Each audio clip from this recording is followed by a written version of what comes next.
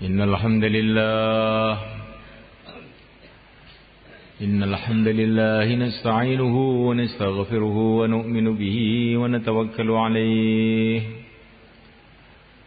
ونعوذ به من شرور أنفسنا من سيئات أعمالنا من يهدي الله فلا مضل له ومن يضلل فلا هادي له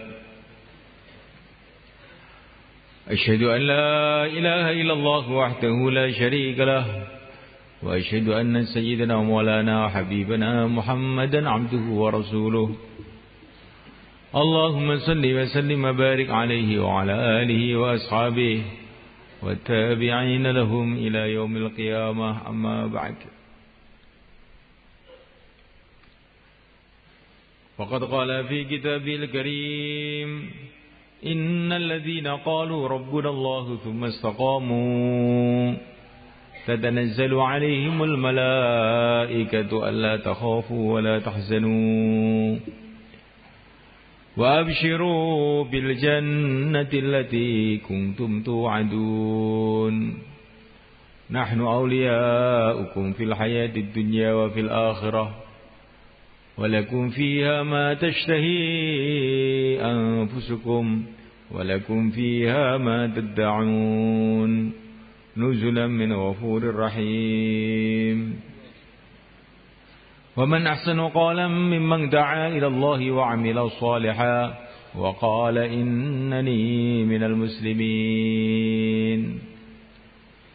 ولا تستوي الحسنة ولا السيئة ادفع بالتي هي أحسن فإذا الذي بينك وبينه عداوة كأنه ولي حميم وما يلقاها إلا الذين صبروا وما يلقاها إلا ذو حظ عظيم. Hadirin yang dimuliakan,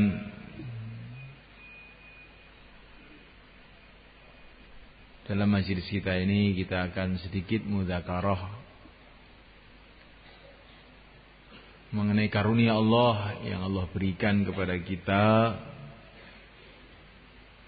di mana Allah Subhanahu wa taala telah menjadikan kita ini orang-orang masjid.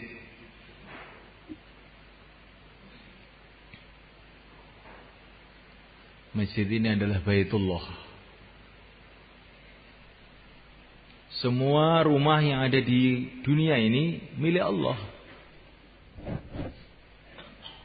Nggak ada yang bukan milik Allah.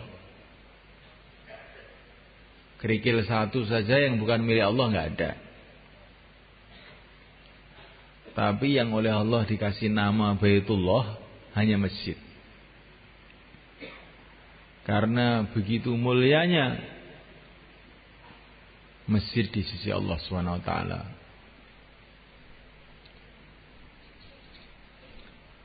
Begitu mulianya masjid itu di sisi Allah Subhanahu wa taala, sehingga kekasih-kekasih Allah, para nabi, para rasul, semua orang masjid. Begitu mulianya masjid itu di sisi Allah Subhanahu wa taala, seluruh para nabi orang masjid. Nabi yang pertama, kakek kita, Mbah Nabi Adam alaihissalatu wassalam, waktu itu sudah ada masjid, yaitu Masjidil Haram di Makkah Al-Mukarramah, dan beliau ibadah di sana. Begitu mulia masjid itu sampai yang disuruh bangun masjid itu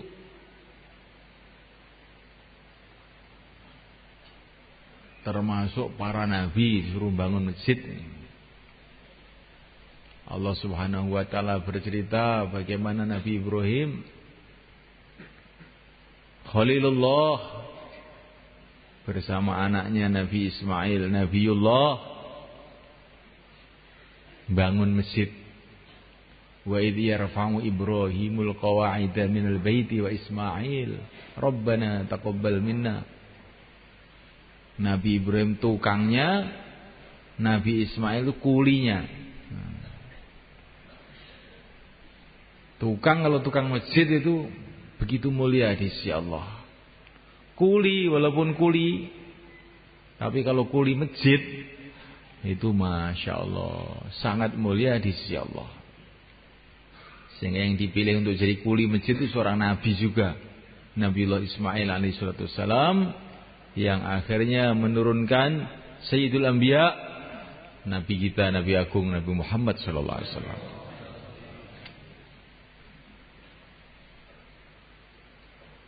Begitu mulianya masjid itu di sisi Allah. Sampai Nabiullah Ibrahim, Nabiullah Ismail pun diperintahkan untuk bersih-bersih masjid, ang tahhira baitiya lit-taifin wal 'akifin war ruk'is sujud. Walaupun cuma nyapu, itu kalau nyapu masjid itu beda, itu sangat mulia di sisi Allah. Ngepel, tapi kalau ngepel masjid ini perkara besar di sisi Allah SWT. Para nabi, bahkan Sayyidul Anbiya, baginda Nabi alaihissalam, beliau melihat ada dahak, ada liak di masjid, langsung wajahnya memerah, dibersihkan sendiri, digosok itu, kemudian dikasih minyak wangi bekasnya itu, dikasih wangi-wangian masjid itu oleh Rasulullah SAW dengan tangan beliau sendiri. Liaknya, dahaknya itu dibersihkan oleh tangan beliau sendiri. Begitu mulianya masjid itu di sisi Allah.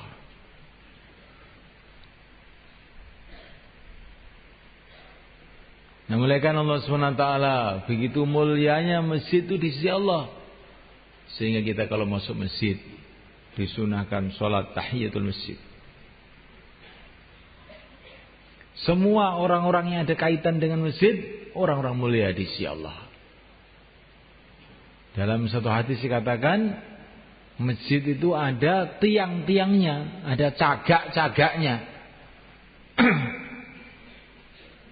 Julasa'uhumul malaikah. Teman duduk mereka itu adalah para malaikat. Itu cagak-cagak masjid itu. Maksudnya orang-orang yang istiqomah di masjid, orang-orang ahli masjid, orang-orang yang rajin masjid. Itu cagaknya masjid namanya. Cagak masjid itu kan itu cagak. Cagak itu juga berharga juga. Tapi cagak masjid yang dimaksud di sini ini adalah orang-orang yang istiqomah di masjid. Kalau mereka pergi kemana-mana, para malaikat-malaikat itu pada mencari-cari. Kemana ini dia? Kemana ini dia? Kalau mereka sakit, malaikat-malaikat pada menjenguk ke rumah-rumahnya. Ini orang-orang yang istiqomah masjid itu. Ada seorang sahabat sakit, dijenguk oleh Rasulullah SAW. Maka sahabat tadi mengatakan, ya Rasulullah, baru saja dari sini ada orang menjenguk saya. Orangnya begitu ganteng, baunya begitu wangi, pokoknya nggak ada lah orang kayak dia. Tidak ada orang yang lebih ganteng, lebih mulia daripada dia. Selain engkau saja ya Rasulullah. Selain engkau saja ya Rasulullah. Tapi saya tidak kenal, dia sudah pergi, baru saja. Nabi mengatakan, itu tadi Jibril menjenguk kamu. Masya Allah. Ini ahli masjid itu, kalau sakit bisa dijenguk Jibril itu semua malaikat. Jibril bukan datang kepada para nabi saja, datang kepada orang-orang ahli masjid.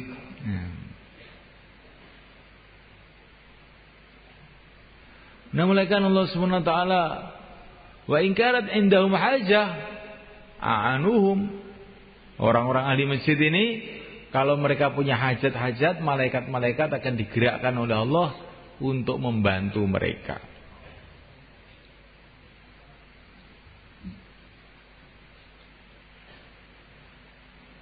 Jadi kalau kita ingin pembantu dari para malaikat, jadikan diri kita ini ahli masjid. Insyaallah malaikat. Ini ahli masjid ini. Belum imam masjid. Masya Allah. Imam masjid ini mesti ahli masjid toh. Apa ada imam sekali imami terus pergi 1 bulan terus baru imami lagi? Biasanya imam tuh mesti istiqomah masjid. Biasanya loh. Kalau imam kok tidak istiqomah ke masjid, itu na'udzubillah itu.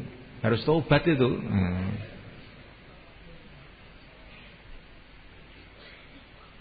Imam masjid ini semuanya kan kedudukan yang sangat-sangat mulia di sisi Allah.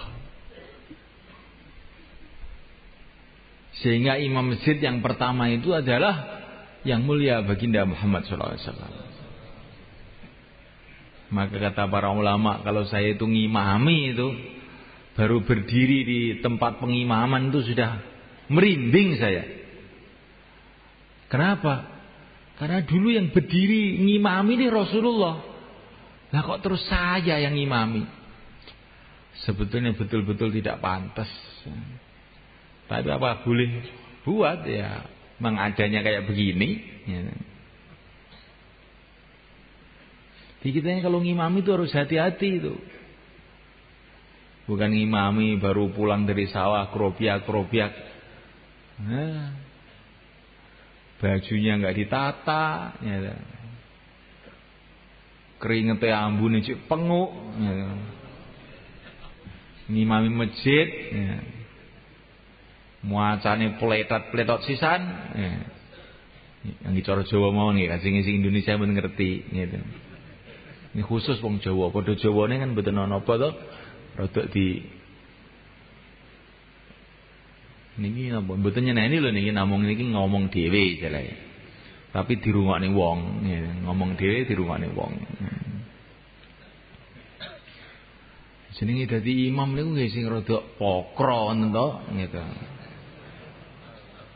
Sayyidina Abdullah bin Mas'ud itu kalau ngimami itu ya pakai pakaian yang layaknya jadi imam.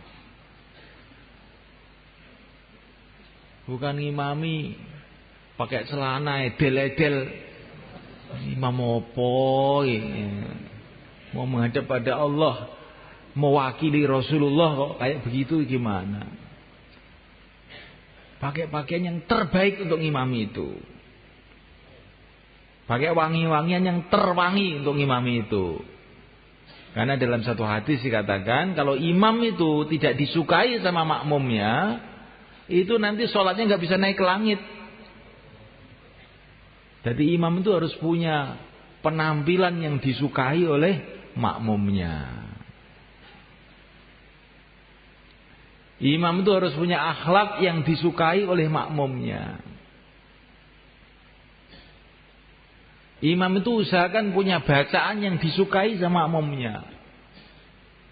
Tapi syaratnya makmumnya yang benar loh. Ini bukan tarawih.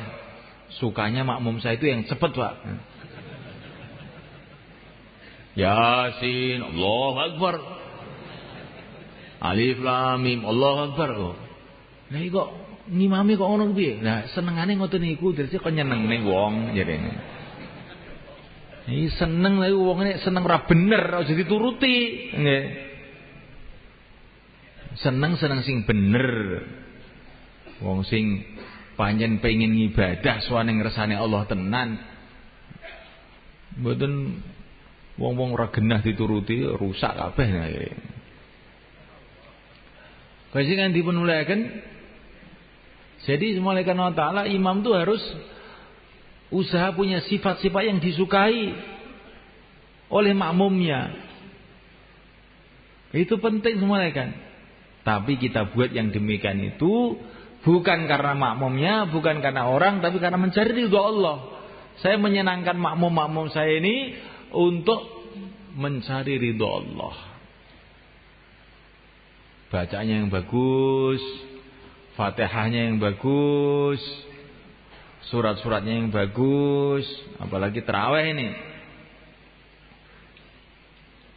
Yang tumakninah semuanya kan. Karena Syaitan itu banyak menipu kita. Sholat tarawih itu dibikin begitu cepat, ya, super cepat, ya. Sampai Fatihahnya dipotong-potong, ya, korting, ya. Nggak ada baca doa iftitah kabiro walhamdulillah katsira, sudah nggak ada. Itu sunnah. Loh, kalau sunnah itu harus ditinggal, itu bagaimana? Setiap sunnah ditinggalkan, akhirnya sunnah itu jadi haram akhirnya lama-lama jadinya. Baca doa iftitah itu yang sempurna, walaupun itu sholat sunnah. Kalau tidak, kita usaha menyempurnakan sholat kita, akhirnya perasaan kita ini beribadah, tapi tidak ada nilainya beribadah di sisi Allah. Baca yang bagus, rukuknya yang tumaknina, sujudnya yang tumaknina. Kita sholat 2 rakaat, tumaknina tertib, lebih baik daripada 1.000.000 rakaat tidak tertib. Iya nggak kan? Nah, 1.000.000 rakaat nggak tertib, namanya bukan sholat. 2 rakaat tertib, ini namanya sholat yang akan ada nilai besar di sisi Allah. Tapi jangan dijadikan alasan. Kalau begitu nanti tarawih 2 rakaat saja, Pak. Jangan. Ya, daripada panjang tarawih 20, tetapi cepat-cepat lebih baik 2 rakaat tapi tumaknina. Kalau urusan agama itu jangan kamu bilang begitu. Kalau urusan dunia kita ini nerimo, dah ini aja cukup. Pakai sambal juga sudah nggak apa-apa. Tapi kalau urusan agama, kesempatan kita amal itu cuma sekali di dunia ini. Sebentar lagi kita akan mati, tidak ada kesempatan amal. Ya jangan 2 rakaat tuh. Orang-orang dulu semua kan, ulama-ulama dulu, para tabi'in, sholat itu bukan Ramadan ini ratusan rakaat tiap hari. Sholat sunnah itu bukan Ramadan itu. Sebagaimana kita baca dalam kitab taklim itu, bagaimana Sayyidina Ali Zainal Abidin, ini cucunya Rasulullah, anaknya Sayyidina Husain, sholatnya sehari semalam ini bukan Ramadan, 1.000 rakaat. Apa kita ini nggak malu kalau kita ini ngaku mengikuti para ulama-ulama, mengikuti orang-orang soleh? Ramadan kok terus minta korting itu bagaimana?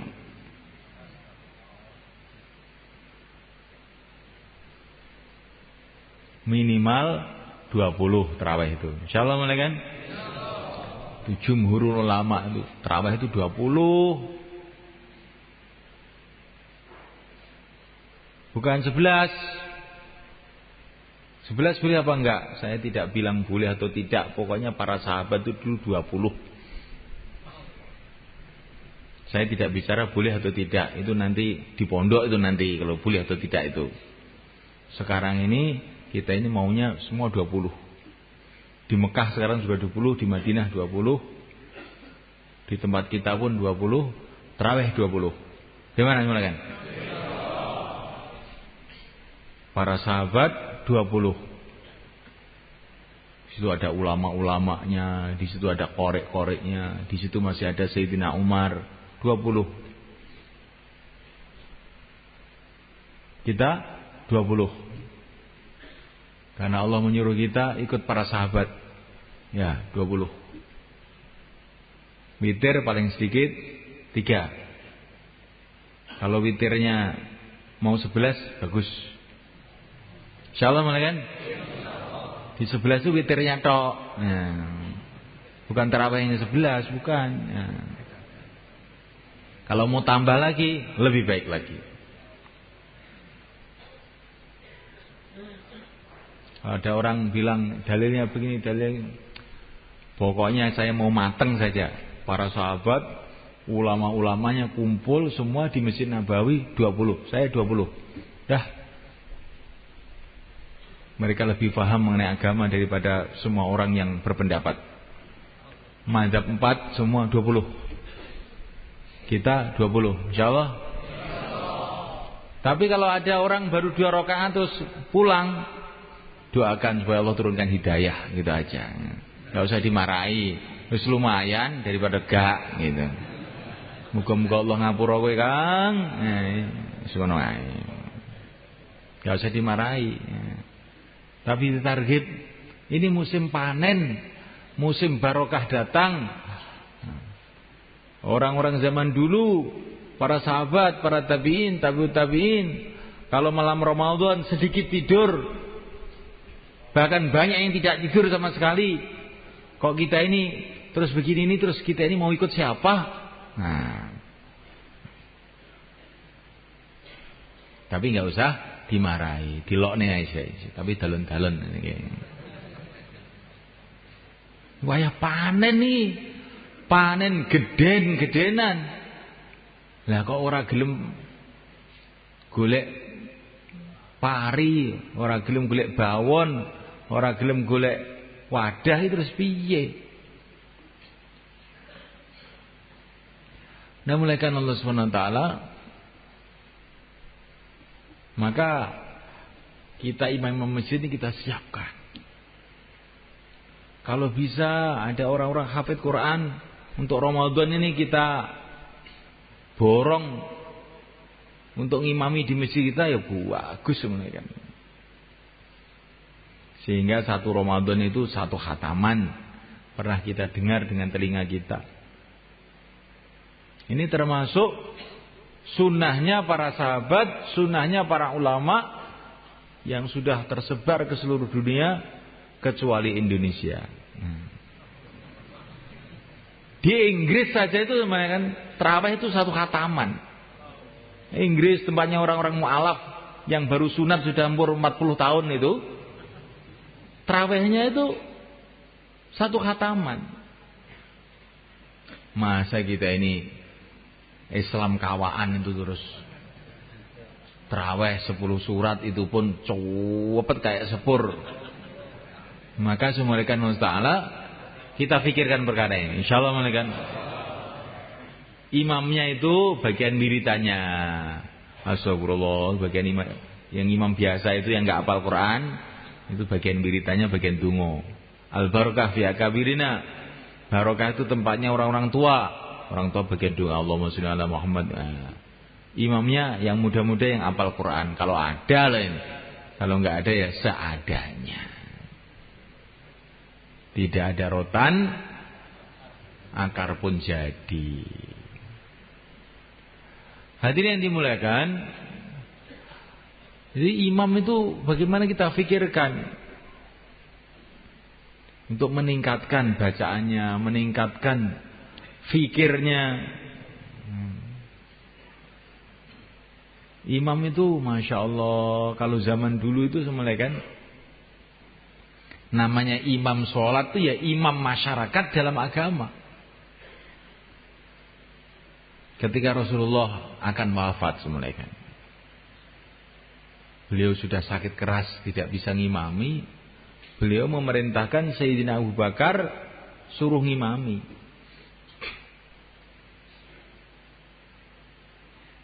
Maka setelah Rasulullah dipanggil oleh Allah, para sahabat ini musyawarah. Sekarang pimpinan masyarakat Islam ini Rasulullah sudah dipanggil oleh Allah.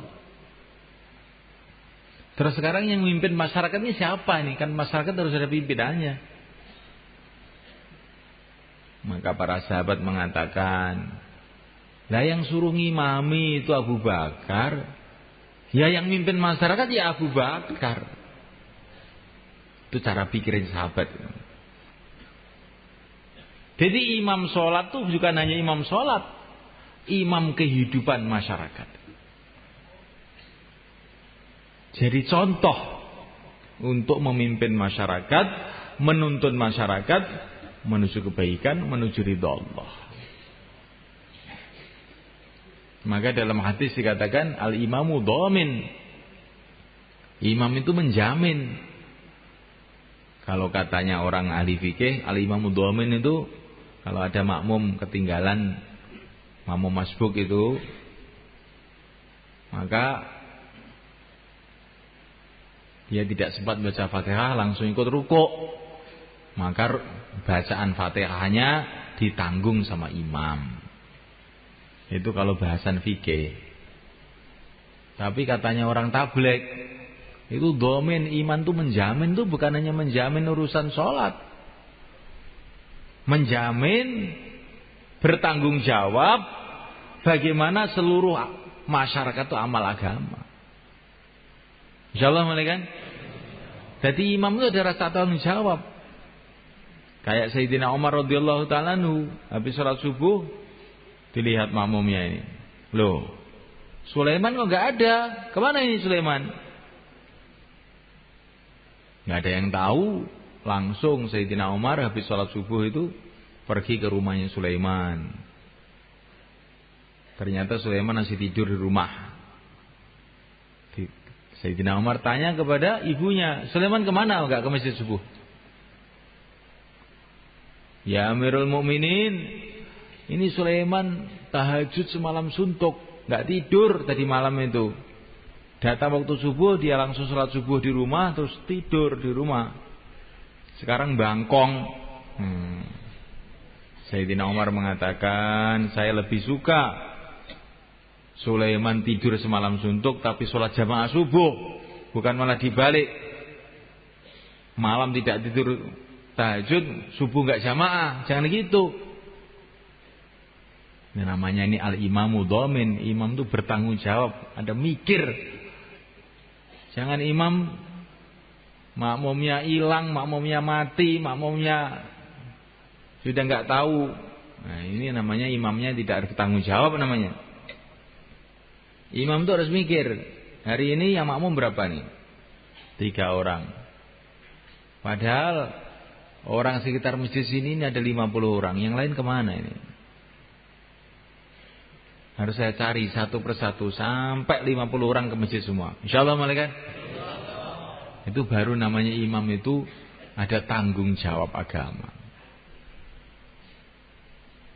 Karena imam itu adalah kedudukannya Rasulullah dulunya itu malaikat.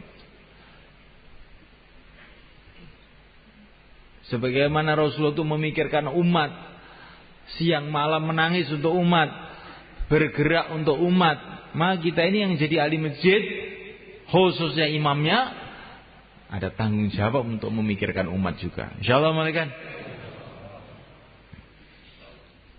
Sekarang muadzinnya Rasulullah itu adalah Sayyidina Bilal.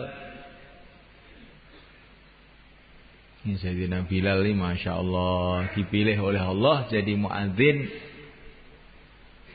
Kenapa? Kata para ulama, karena dia layak.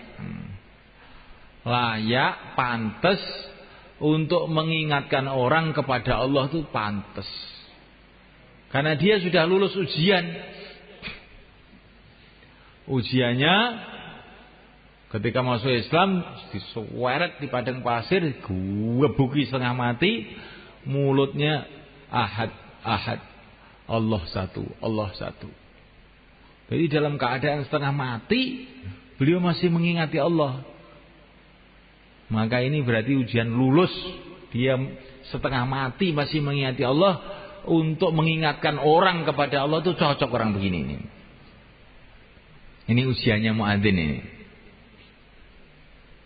Kalau muadzin ditempeleng, Allah, alhamdulillah. Nah, ini lulus berarti. Kalau belum begitu, belum lulus. Diseret-seret karena agama. Allah, Allah, ini usianya muadzin. Kita punya muadzin begitu enggak? Muadzin malah diserahkan anak-anak kecil. Allah, Allahu Akbar. Terus ujian enggak karu-karuan ngalor ngidul. Yang tua-tua apa sudah mati semua?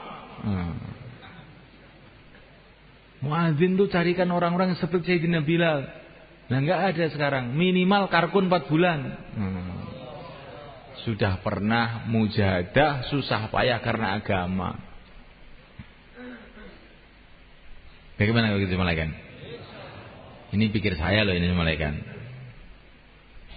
Jadi orang yang risau agama, prihatin agama, susah payah untuk agama.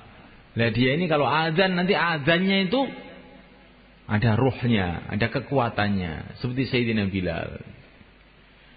Kalau beliau azan, asyhadu anna Muhammadar Rasulullah. Setelah wafatnya Rasulullah, orang Madinah itu pada nangis semua, ingat Rasulullah mereka. Karena hati beliau dipenuhi dengan kecintaan kepada Rasulullah yang luar biasa. Sehingga Sayyidina Bilal itu ketika mau wafat malah bernyanyi-nyanyi gembira. Besok saya ketemu Rasulullah. Besok saya ketemu para sahabat. Kekasih-kekasih saya. Ghadan nalqal ahibbah Muhammadan wa hizbah. Makanya kalau dia mengucapkan asyhadu anna Muhammadar Rasulullah, geger Madinah itu geger. Bagaimana kalau kita cari muadzin seperti itu? Insyaallah malaikat. Maknanya itu muadzin itu harus cari orang yang sungguh-sungguh gitu loh semuanya kan. Kalau nggak ada yang kayak Sayyidina Bilal ya jangan nemen-nemen gitu loh. Habis ngerokok gudang garam, gitu. Nggak kumur, nggak apa, ke masjid Allah. Iya azan opo iki? Wis gak bermutu belas ini. Gak ngekopiah sisan. Ini iki masjid kita kaya ngeten iki, Pak. Lah wong Islam niku jantunge niku masjid. Nek wis masjid iki wis englak-englek kaya ngoten niku mungkin amalan-amalan liyane biasanya wis tambah nemen akhire. Di masjid iki imame medendeng, muadzine medendeng, makmume tenanan. Nah insyaallah masjid kita di asbab hidayah sehingga nyedot tiang-tiang melebet teng masjid, ngibadah teng masjid, ndamal amalan teng masjid. Insyaallah mungkin. Jadi masjid itu kenapa tidak bisa menyedot itu? Karena amalan di masjid itu lemah. Kalau amalan di masjid itu kuat, orang itu akan kesedot ke masjid. Nggak bisa tidak.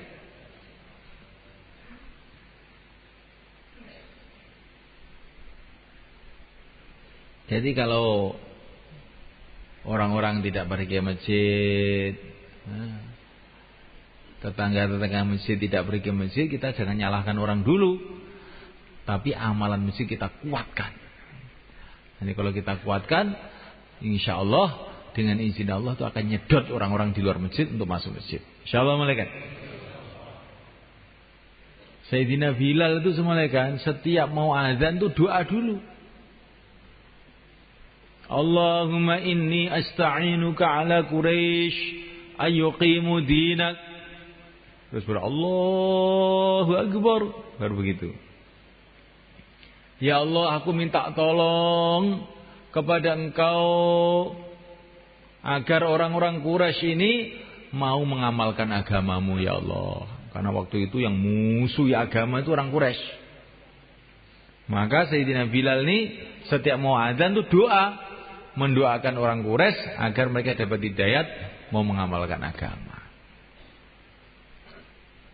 Kalau doa habis azan, itu semua orang tahu. Doa sebelum azan ini sedikit yang tahu ini doanya Sayyidina Bilal ini. Ya Allah, aku minta tolong kepada Engkau, gerakkan orang Quraisy untuk bisa mengamalkan agamamu. Akhirnya seperti yang kita lihat dalam sejarah, orang-orang Quraisy akhirnya pada amal agama semua, masuk Islam semua. Yang pertama-tama musuhi orang Islam, orang Quraisy, tapi akhir-akhirnya yang membela agama, yang menyebarkan agama kebanyakan juga orang Quraisy. Ini anehnya semuanya kan. Maka kita ini kalau melihat orang-orang yang musuhi agama itu jangan kita buruk sangka dulu. Ini kurang jopone iki. Enggak pernah didoain ini. Akhirnya mereka itu gelap hatinya, akhirnya merusak agama. Ini termasuk tugasnya muadzin ini begitu itu. Maka imam masjid itu ada fikir, muadzinnya ada fikir, makmumnya setiap sholat doa untuk umat, ihdinas siratal mustaqim. Ya Allah tunjukilah kami semua, seluruh umat ya Allah tunjukilah jalan yang lurus. Baru masjid kita ini akan jadi baik malaikat. Insyaallah malaikat. Sehingga masjid kita ini akan menyedot orang-orang yang Allah kehendaki, sehingga mereka jadi orang-orang baik, jadi ahli-ahli masjid. Dan sehingga orang itu masuk ke masjid seperti tebu masuk pabrik glodok gitu sebenarnya. Asalnya tebu, jelek, bosok, macam-macam, masukkan ke pabrik glodok, diproses itu, tahu-tahu jadi gula pasir yang bagus, yang mahal, bisa dijual ke seluruh alam. Begitulah masjid. Kalau masjid amalannya baik, seperti pabrik gula yang baik itu, maka orang-orang yang buruk-buruk masuk masjid, keluar masjid sudah berubah jadi orang-orang baik. Nah malaikat, ini para sahabat, orang-orang yang paling mulia di sisi Allah SWT. Di mana mereka dididik? Di pondok mana mereka dididik? Di madrasah mana mereka dididik?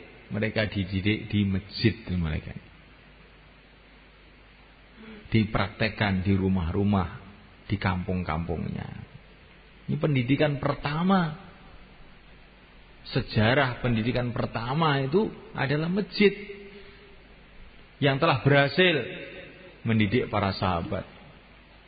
Telah berhasil mendidik pimpinan-pimpinan yang paling baik di dunia.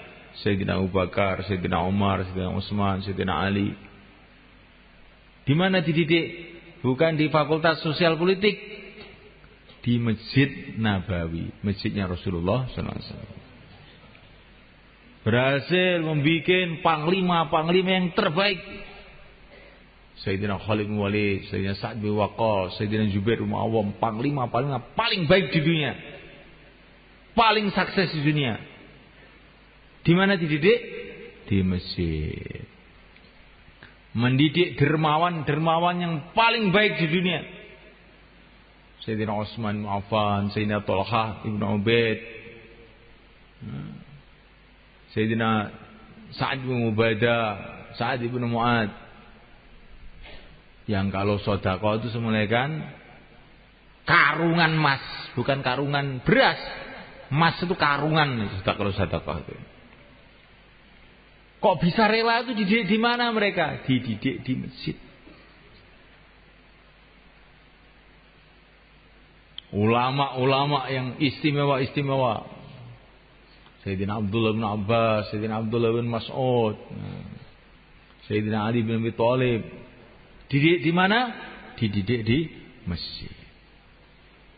Bahkan zaman setelah itu, Al-Imam Asy-Syafi'i, Al-Imam Malik, dan ulama-ulama pada zaman itu kebanyakan itu dididiknya itu di masjid. Jadi masjid itu punya sejarah yang luar biasa semuanya kan. Didik pimpinan, didik ulama, didik aulia, wali-wali besar zaman dulu semua adalah didikan masjid semuanya kan. Nah kira-kira itu masjid yang mampu mendidik seperti itu. Apa masjid yang terawihnya Yasin, Allahu Akbar itu semuanya. Nah ini tempat saya itu nggak ada yang hafal Quran itu gimana? Nah, makanya anaknya aja sekolah SMP SMA, imam masjid anaknya kok ngapalnya Quran. Insyaallah kan? Pegawai negeri anaknya pengen jadi pegawai negeri. Tentara anaknya pengen jadi tentara. Saya kira imam masjid, anaknya pengen hafid Quran. Dan masjidnya makin meningkat. Sehingga masjid jadi tempat tarbiyah, tempat pendidikan bagi umat.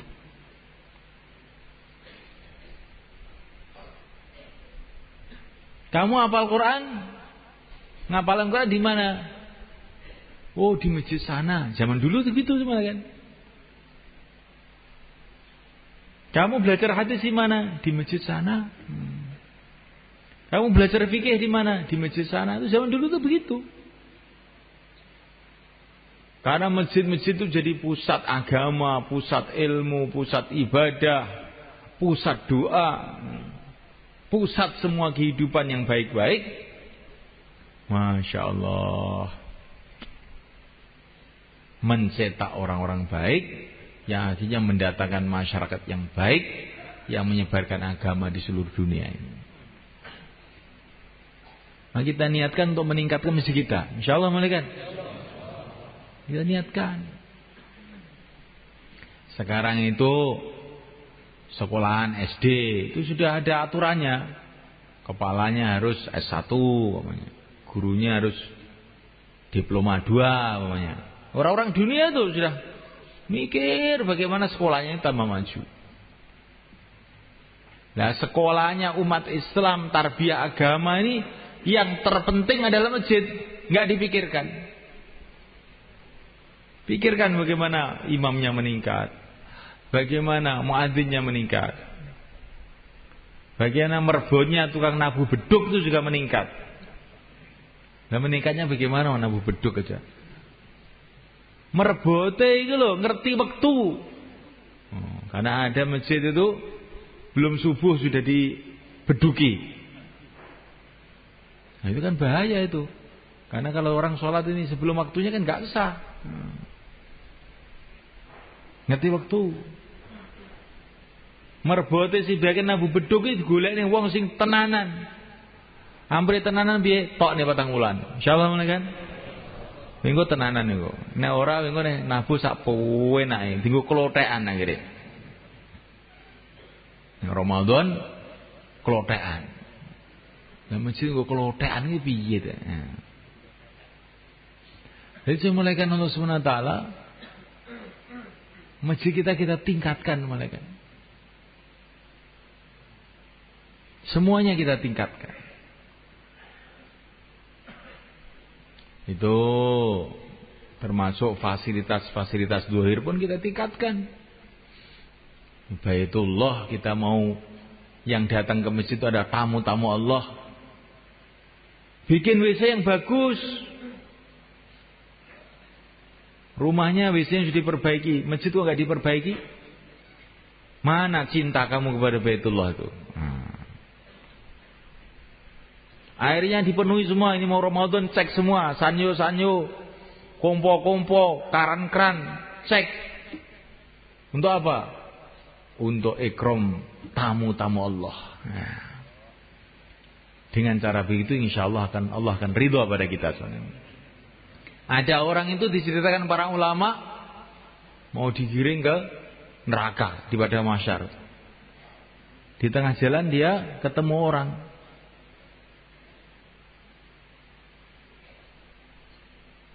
Hei, tolong saya. Siapa kamu itu? Saya kan pernah menolong kamu ngambilkan air wudhu dulu di dunia itu. Doakan saya supaya saya tidak jadi dikirim neraka. Kamu ingat enggak? Oh iya ingat. Kamu yang bagian nimbo itu ya? Iya. Oh ya. Saya doakan, ya Allah, ini dulu menolong saya untuk sholat, ya Allah, di dunia. Ampuni dia, jangan dikirim ke neraka. Nah, diampuni oleh Allah, enggak jadi kirim ke neraka, kirim ke surga.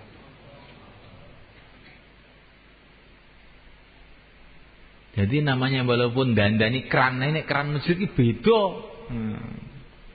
Walaupun bersihkan WC, tapi kalau WC masjid itu lain itu. Dibersihkan WC-nya, keran-kerannya dibersihkan, airnya disempurnakan. Sehingga tamu-tamu Allah ke masjid itu jadi senang, gembira.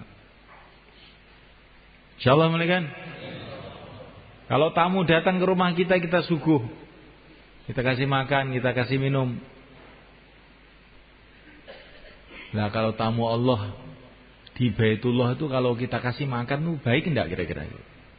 Baik enggak soal malaikat?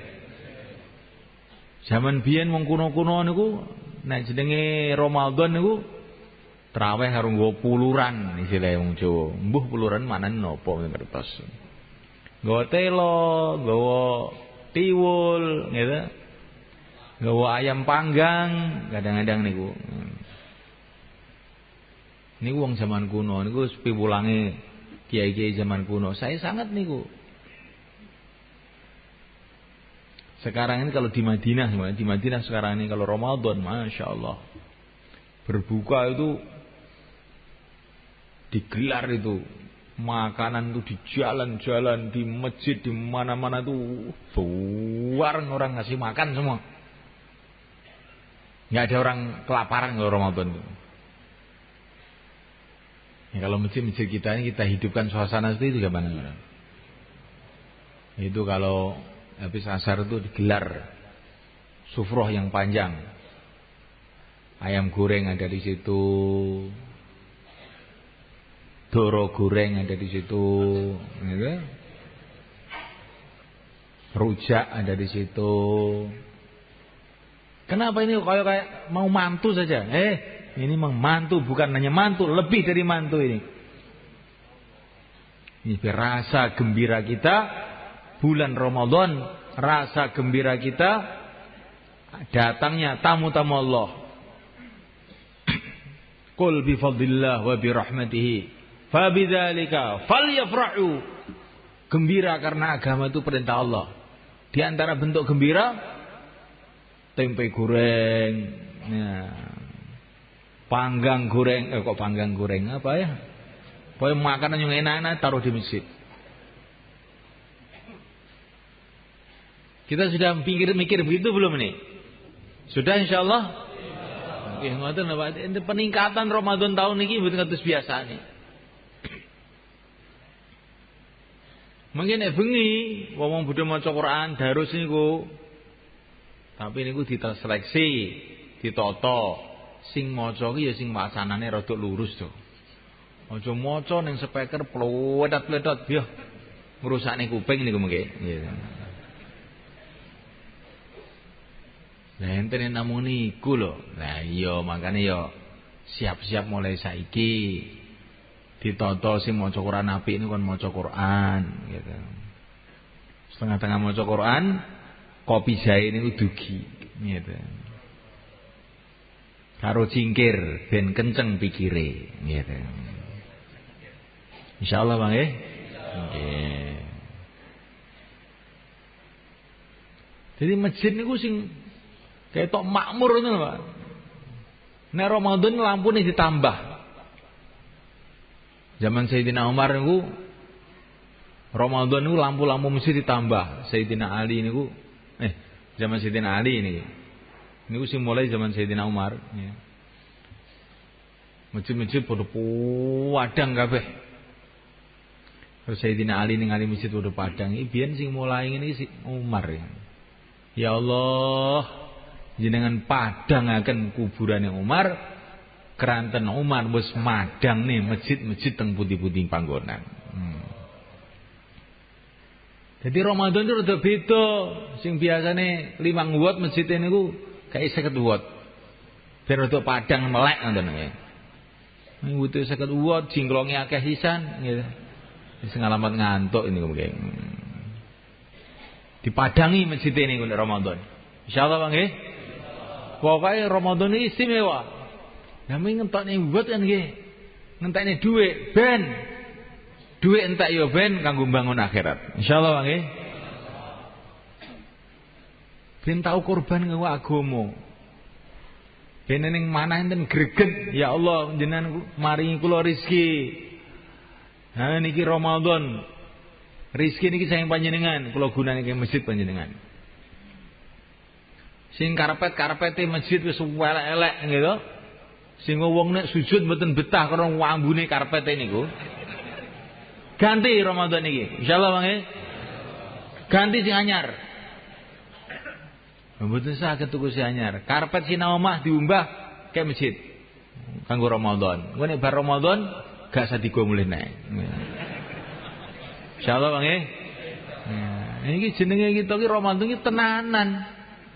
Ramadan barang kok karpet melengkung ambune ra karuan. Iki Ramadan piye kaya ngene iki? Kaya senten Gusti Allah niku Maha Sugih. Allah nek ngresake ndadekne masjid di saka emas nih gampil mon ya Allah. Tapi Allah ning nguji kita, cintamu ning Allah ki sepira? Cintamu ning agamaku ki sepira? Niku lho, Allah ning nguji kita. Allah mboten perlu kali duit kita. Allah mau sugih. Tapi kita ini diuji sepira? Buktine cintamu ki sepira? Buktine iki iman ning akhirat ki sepira? Nah niki Ramadan niki kita ketinggalaken dan kersane Allah. Insyaallah Bang nggih. Masyaallah. Ditarghib jamaah-jamaah masjid ditarghib nek Ramadan iki nyambut gaene rada disuda. Nek biasane kowe esuk teko ngasar Ramadan tok suda lah teko dhuwur wis leren. Nek iso ngoten niku. Terus ndang turu sehingga bengi iso tarawih, iso tahajud melek tenanan. Insyaallah Bang nggih. Nek kita niki Ramadan awan ning sawah terus sampai teko kasar. Ya insyaallah nggih, karek ngantuke mengi dalu niku. Sehingga mboten ngrasani kenikmatane Ramadan niku mboten krasa. Amal agama ini semulaikan Allah Ta'ala akan terasa nikmat itu karo komplit. Seperti masakan itu. Ada nasinya, ada sambelnya, ada kerupuknya, ya, ada ayam gorengnya, ya. Terus piringnya juga bersih, makannya hanya enak. Tapi kalau tidak komplit, ada nasinya, nggak ada lauknya, cuma garam tok, nggak akan bisa dinikmati. Garam tok, nggak ada nasinya, nggak bisa dinikmati. Semua sudah ada, tapi berambangnya nggak ada, nggak bisa dinikmati. Gulanya nggak ada, nggak bisa dinikmati. Begitu juga amalan agama semuanya. Kalau amalan agama ini komplit, nikmat agama ini. Tidak ada yang lebih nikmat, tidak ada yang lebih lezat melebihi agama. Sehingga para nabi siap mati karena agama. Karena saking lezatnya agama, saking indahnya agama itu. Ini enggak komplit, nikmatnya kurang. Maka Ramadan kita kompliti. Puasanya kita kompliti, tarawihnya kita kompliti, tahajudnya kita kompliti. Sedekahnya kita kompliti. Suasana akhlak kasih sayangnya kita kompliti. Maka kalau komplit semua, jadinya terasa nikmat Ramadan itu. Sehingga Ramadan itu seperti yang diceritakan dalam Quran, kutiba alaikumusiyam kama kutiba alal ladzina min qablikum la'allakum tattaqun. Selesai Ramadan berubah menjadi orang-orang takwa. Ramadan itu tarbiyah, la'allakum tattaqun. Sehingga kalau dikerjakan semuanya akhirnya menjadi orang-orang takwa. Hatinya tawajuh kepada Allah, akhlaknya jadi baik, ibadahnya jadi khusyuk, rindu pada negeri akhirat. Ramadan itu begitu semuanya kan. Tapi kalau nggak komplit, kita kerjakan ala kadarnya, nanti nikmatnya kurang. Kula niki wiritan kok mboten saged nikmatin, kurang suwi. Jare lungguh 4 jam ngono ora akeh krasa. Tapi ning nggur wiritan epek-epek baru turu, epek-epek gak tau nikmat niku. Kula niki salat kok mboten salat khusyuk terus niki, kurang suwi. Salat balapannya sepur khusyuk piye? Njajal tarawih iki rodok suwi. 2 jam ngono, ora krasa. Saya itu di samping syarat-syarat lintune lho, panganane sing halal. atine madhep tenan ning Gusti Allah. Di samping niku wektu didawakne niku penting. Napa mawon kudu didawakne. Khususnya Ramadan niku.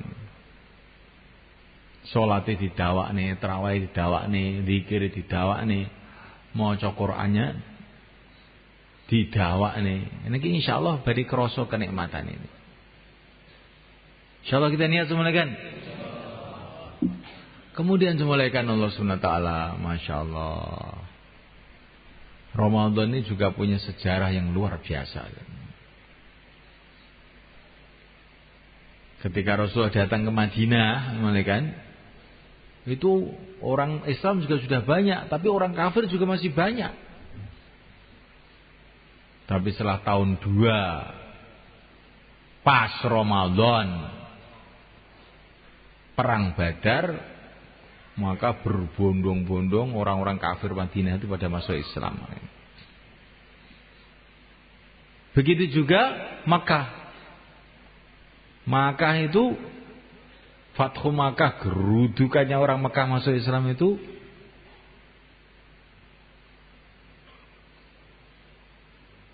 Assalamualaikum. Mbah. Seturut ya, Mbah? Gerudukannya orang Mekah masuk Islam itu waktu Ramadan juga. Tahun 8 Hijrah itu. Jadi ringkasnya itu Mekah Madinah itu banyak datang hidayah itu waktu Ramadan. Ya ini apa ini maksudnya semuanya kan? Maksudnya bagus sekali kalau Ramadan itu untuk usaha hidayah untuk diri kita, untuk umat. Usaha hidayah itu pokoknya adalah usaha ajak-ajak, usaha dakwah itu. Itu Ramadan cocok. Hati manusia itu pada bulan Ramadan itu lebih lembut daripada sebelum Ramadan. Karena pada bulan Ramadan itu hati manusia itu setannya itu pada lari. Sehingga mudah didatangi hidayah. Maka jangan kita sia-siakan Ramadan ini untuk ngajak orang pada kebaikan. InsyaAllah kan? Jangan pula lupa doa.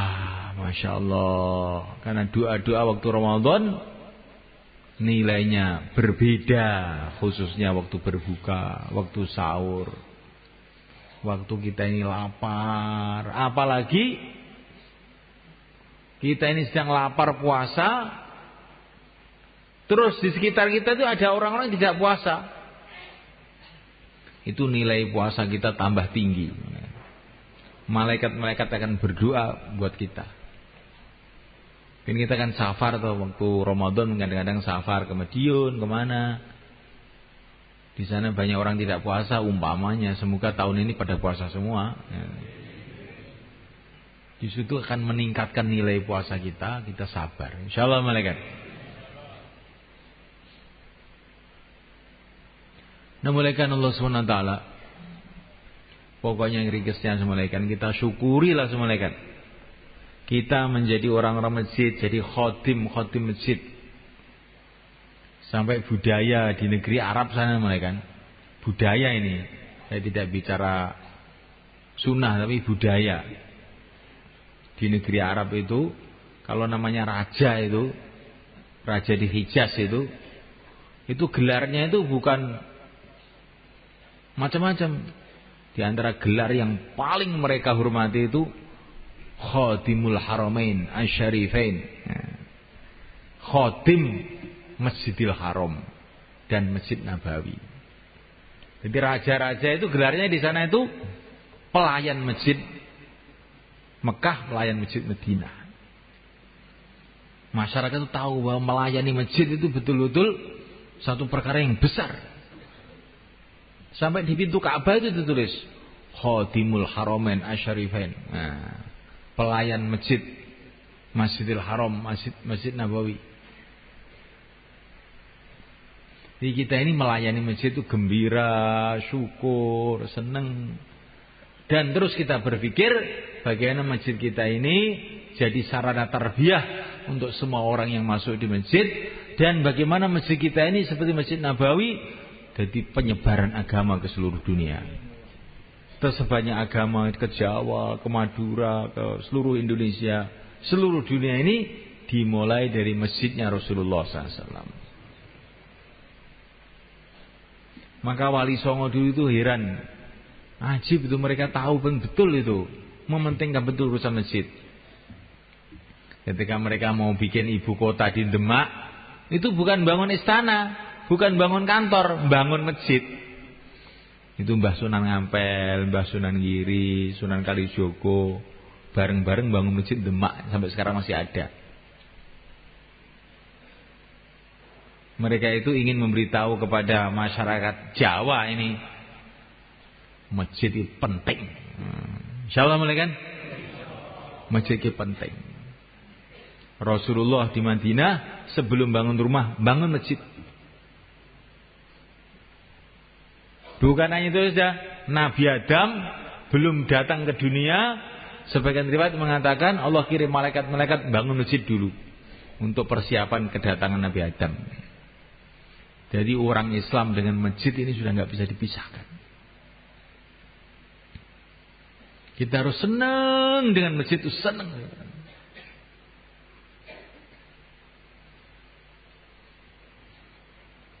Kecintaan kita kepada masjid ini kita buktikan dengan meningkatkan seluruh amal-amal masjid, ibadahnya, dakwahnya, ngajinya, suasana kasih sayangnya, ikromnya, khidmatnya.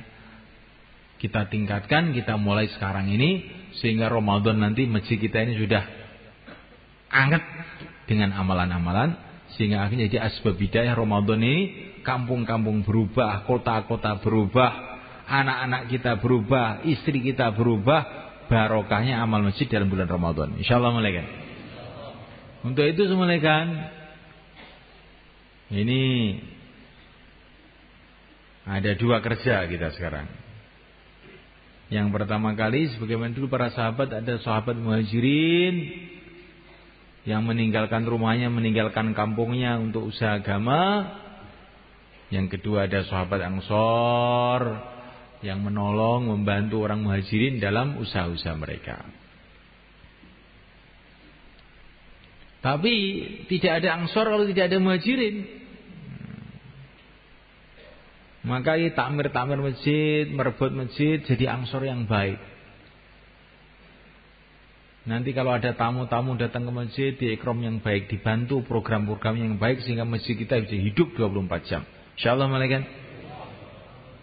Kemudian malaikat Ta'ala, kita harus membentuk orang-orang yang keluar masuk ke masjid-masjid untuk menguatkan amal-amal masjid itu. Ada yang keluar untuk menguatkan amal-amal masjid, ada yang menyambut di masjid-masjid untuk kerjasama. Nah, kalau umat ini kembali seperti itu, seperti zaman sahabat, ada orang-orang yang bergerak untuk agama, ada orang yang mau membantu, akhirnya agama hidup. Kalau agama hidup, barokah datang dari semua arah. Ketentraman, ketenangan, barokah, ya, keamanan, kasih sayang akan wujud. Kalau agama diamalkan. Agama diamalkan mulainya dari masjid. Insyaallah mulai kan? Maka yang dari pertemuan imam masjid ini menyempatkan diri berapa hari saja, 4 bulan, 40 hari atau berapa hari saja untuk menyambut bulan Ramadan ini secara khusus, silakan berdiri ke selatan. Monggo. Jamaah yang sudah terbentuk atau yang belum niat, silakan berdiri ke selatan sana. Monggo.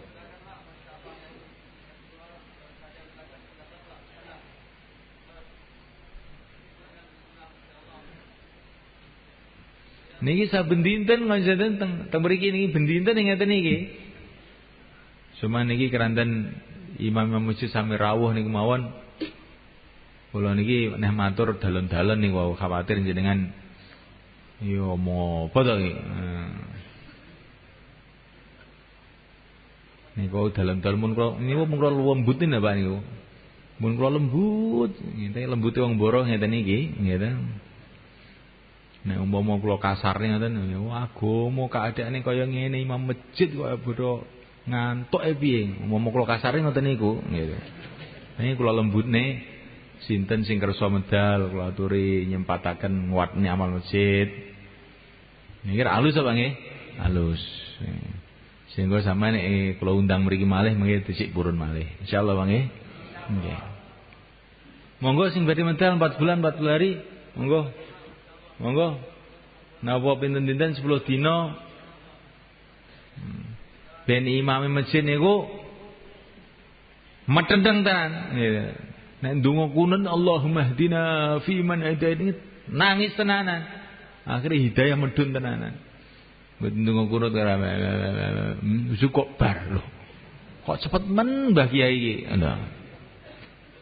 Wis apal ya cepet to. Donga kunut iki rada suwi ngono lho. Ben kebuka pintu-pintu langit iki. Allahumma hdina fi man hadait. Wa barik lana fi ma atait. Nek wa barik lana fi ma atait iki, ya Allah keti berkahi perkawis-perkawis sing jenengan paringaken dhateng kula kok tenanan. Insyaallah jenengan mboten perlu utang bank. Ibarat wa barik lana fi ma atait iki. Nek dhuwit kurang, apa-apa kurang, iki donga kunute loyo. Nah, terus donga kunut kuat, insyaallah mboten cukup kabeh ngene wae. Apa meneh nek donga kunute dipepe, garing jam 7 agek donga kunut. Pepe terus piye? Nek semboe donga kunute niki dikencengi niki insyaallah niku umat iki barokah. Kabeh sing sambat kok. Sambate napa? Rezekine kurang, ini kurang, ki kurang. Wis. Umat Islam nang ndi sambate kurang. Tibake mbasa kula dilok-dilok niku ndonga kunute gak tenanan. Nek mau ndonga kunute tenanan niku insyaallah mboten enten kurang. Insyaallah Bang nggih. Nah. Ini pusat kekuatane wong Islam kuwi enten masjid. Kekuatan Muslim masjid, mboten teng istana, mboten teng benteng, mboten teng tentara, mboten teng masjid. Niku Raja Abruhah, gitu. Nggo pasukan gajah saka Yaman nyerbu Mekah. Oh, tapi iki masjid barokah, Abruhah hancur malah. Di kekuatan wong Islam enten masjid niki. Mboten enten bedil, mboten enten bom, enten masjid. Nek masjid makmur ditulung oleh Allah. Wis, mbok bahaya sing kaya napa mawon aman mboten ana apa. Insyaallah Bang nggih. Masjid ini penting. Sakniki kita ngerti kekuatan Islam, kekuatan ekonomi, kekuatan politik, kekuatan teknologi. Kekuatan umat Islam itu di masjid. Nah, kalau amal masjid hidup sungguh-sungguh, Allah jaga umat ini. Ada 1000 kapal pasukan penuh dari Romawi mau menyerbu Madinah. Pada zaman Sayyidina Ali itu 1000 kapal tentara mau nyerbu Madinah. Karena Madinah dekat pantai itu. Nyerbu Madinah.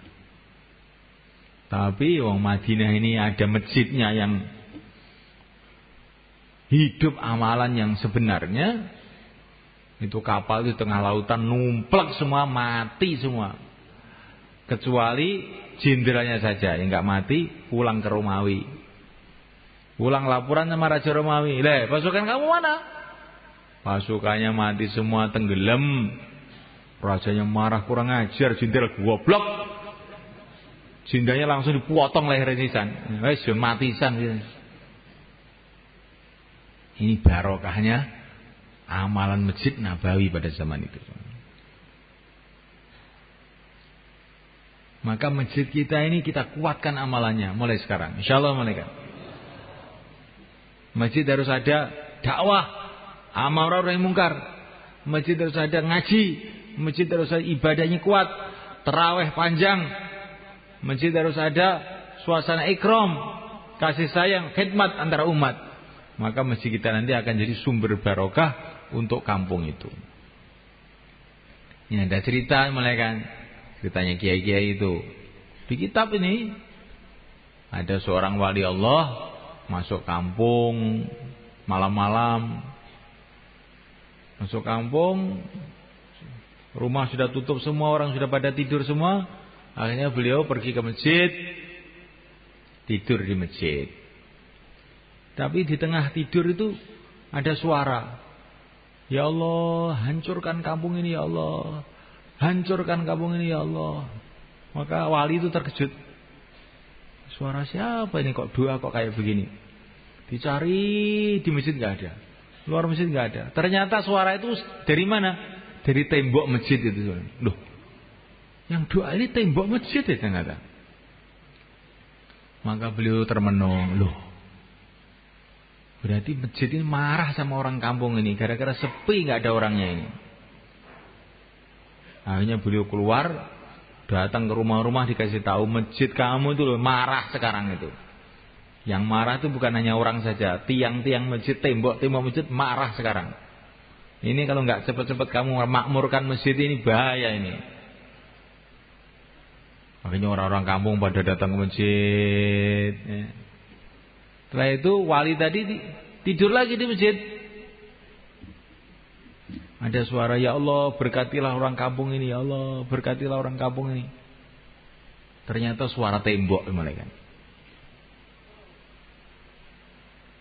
Aneh nggak ini cerita ini? Bagi orang ahlul iman tidak aneh, bisa saja. Kalau manusia bisa bikin tape, bisa bikin kaset, benda-benda mati bisa ini dengan itu kupingan itu apa itu? Kita bisa mendengar. Nah, itu. Maka wali-wali itu kupingnya itu ada alatnya itu. Karena banyak ibadah, banyak doa, enggak pernah maksiat. Akhirnya oleh Allah kupingnya dipasang alat, enggak tahu alatnya itu enggak bisa dilihat. Sehingga suaranya tembok pun terdengar.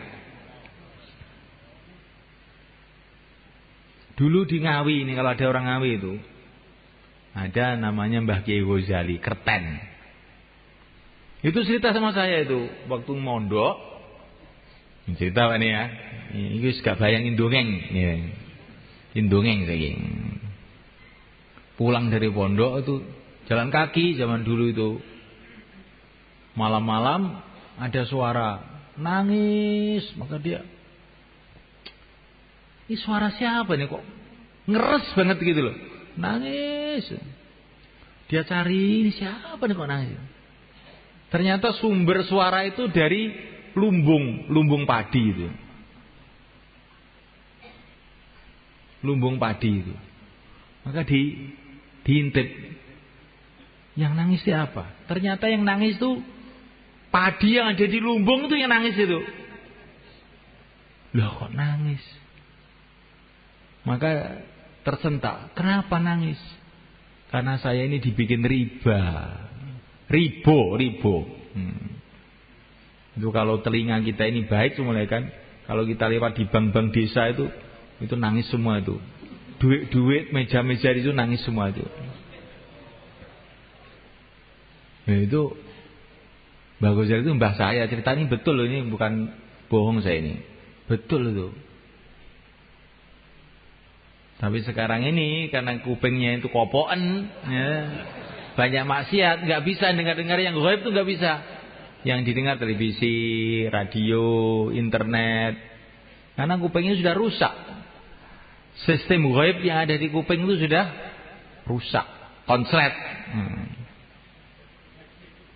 Bahkan dengar ngaji pun nggak nyantol, dengar ngaji nggak nyantol. Tapi kalau dengar yang maksiat nyantol. Nah ini sudah kuping rusak ini. Nah ini untuk memperbaiki itu dengan Ramadan ini. Insyaallah malaikat. Amal mesti kita kuatkan, kuping kita ini kita dengarkan bacaan Quran, ngaji, nasihat, mulut kita sibukkan dengan dakwah, ngajak kepada kebaikan, badan kita sibukkan dalam taat. Insyaallah nanti habis Ramadan itu berubah itu. Dengan ngaji kok berubah jadi enak gitu ya. Salat kok enteng. Wah, ini berarti sudah ada perbaikan. Tapi kalau sholat kok masih rasa berat, jadi perbaikan belum terjadi. Perlu kita tambah lagi. Insyaallah malaikat. Saya kira itu yang bisa saya sampaikan. Malaikat, saya minta maaf. Kita akhiri majlis kita ini dengan doa. Allahumma shalli ala sayyidina Muhammad wa ala ali sayyidina Muhammad. Wa radhiyallahu ta'ala an kulli ashabi rasul isma'in. Allahumma fir lana yassir lana. Barik lana ya Allah. Allahumma hdina fi man hadait wa afina fi man afait wa tawallana fi man tawallait wa barik lana fi ma atait wa qina bi rahmatika syarra ma qadait innaka taqdi wa la yuqda alaik innahu la yadhillu ma walait wa la ya'izzu man adait tabarak rabbana wa ta'ala wa lakal hamdu ala ma qadait wa lakal syukru ala ma atait nastaghfiruka wa natubu ilaik nastaghfiruka wa natubu ilaik nastaghfiruka wa natubu ilaik nastaghfiruka wa natubu ilaik. Ya Allah, ya Allah, ya terimalah kami, terimalah masjid kami, terimalah kampung kami untuk berkhidmat pada agama-Mu ya Allah. Ya Allah, jadikanlah semuanya ya Allah asbab dan untuk diri kami, keluarga kami, anak cucu kami, umat seluruh alam ya Allah. Ya Allah, mudahkanlah kami ya Allah untuk kembali pada agama-Mu ya Allah. Mudahkan keluarga kami untuk kembali pada agama-Mu ya Allah. Mudahkanlah teman-teman kami untuk kembali pada agama-Mu ya Allah. Tuntunlah umat ini ya Allah, wanitanya, laki-lakinya, anak-anak mudanya kembali pada agama-Mu ya Allah. Kembalikanlah umat ini pada agama-Mu ya Allah. Tuntunlah mereka pada agama-Mu ya Allah. Bimbinglah mereka pada agama-Mu ya Allah, menuju ridha-Mu ya Allah, sehingga mulia dunia mulia akhirat ya Allah. Rabbana atina fid dunya hasanah wa fil akhirati hasanah wa qina adzabannar. Wa sallallahu wasallam wa baraka ala sayyidina Maulana Muhammad wa ala alihi washabihi ajma'in. Walhamdulillahirabbil alamin. Al-Fatihah.